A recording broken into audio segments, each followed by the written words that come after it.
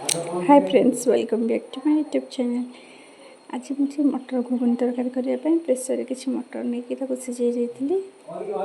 एपटे मु अदा रसुण और गोटे टमाटर को पेस्ट करनी और किसी पियाज काटी नहीं। एपटे मु दुईटा आलू को छोट छोट पीस रे काटी नहीं। देख पारे के छोट छोट पीस मुझे एपटे मु गोटे कड़ाई रे किसी तेल ऐड कर नौची एवं किसी जीरा एवं पियाज को ऐड करके ब्राउन कलर कर देइथिली। कर सारा पर जो पेस्ट कर रखी ऐड करकिना किछि लंका गुंड हलदी गुंड एवं लंका गुंड को ऐड कर नेली। तापर किछि चिकन मसला को ऐड कर नेइथिली। कर सारा पर मसला को भल भाव कषि नहीं।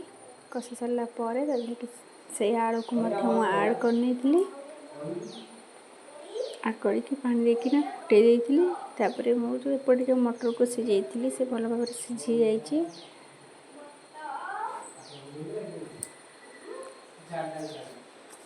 तरकारी मटर को ऐड कर नहीं। तरकारी भल भाव फुटी गला पर मोर तरकारी रेडी हो जाता। आपको जदि मो वीडियो भल लगे निश्चिंत लाइक एंड कमेंट करेंगे। Thank you.